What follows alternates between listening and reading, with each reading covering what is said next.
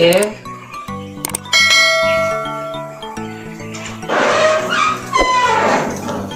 কি সমস্যা? ভালোবাসা কোথা পাই বলতে পারেন? বাসা ভাড়া দিবেন? জি, বাড়ি ভাড়া। তা আপনার পেশা?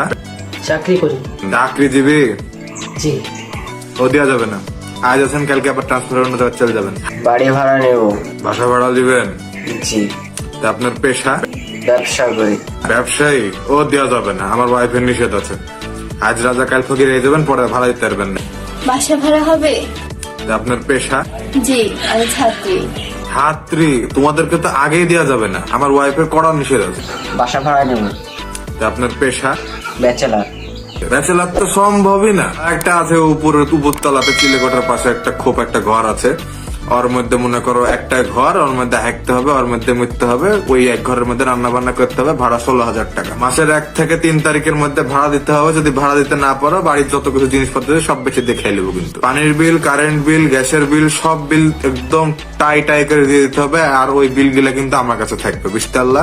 কারণ আমি আমার বিলগুলো তোমার মধ্যে ঢুকিয়ে দিব, তুমি কিন্তু বুঝতেও দিব না। প্রত্যেক 3 মাস পর পর কিন্তু এই ছুত ওই ছুত করে কিন্তু আমি 3,000 টাকা 2,000 টাকা করে কিন্তু আমি ভাড়া বাড়াবো। যদি থাকতে পারলে থাকো, না থাকতে পারলে হারিয়ে যাও। 3 মাসের না, 6 মাসের না, 1 বছরের পুরো অ্যাডভান্স করে বাড়িতে ঢুকতে হবে, নাহলে কিন্তু আমি উঠতে দেবো না। সিঁড়িতে উঠবা নামবা কোনো সমস্যা নাই, বুঝতে পারলা? কিন্তু একদম ছুঁচার মতো নিঃশব্দে উঠবা, নিঃশব্দে নামবা, কোনো ধূপধাপ শব্দ যেন না হয়। তোমার আন্টি কিন্তু খুব অপছন্দ করে জিনিসটা।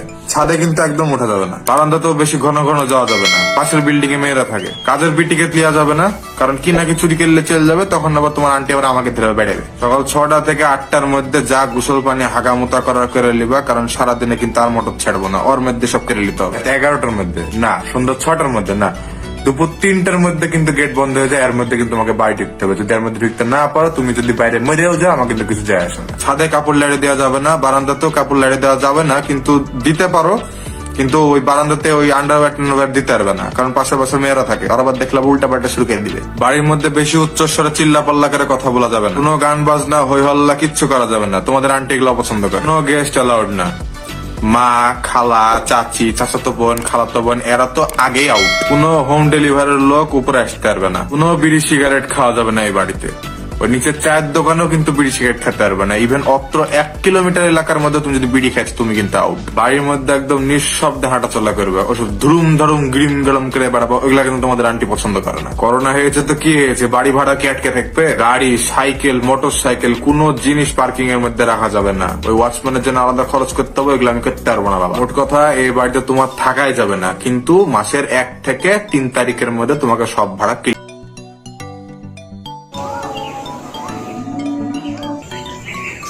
কি হলো? বাড়ি ভাড়া নিবা না? ওঠো, চলো।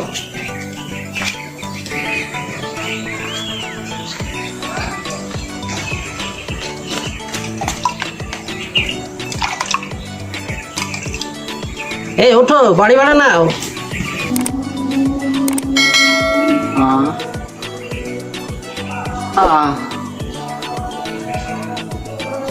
যা বাবা, বাড়ি ভাড়া নিবে না নাকি? যত সব হাজারা।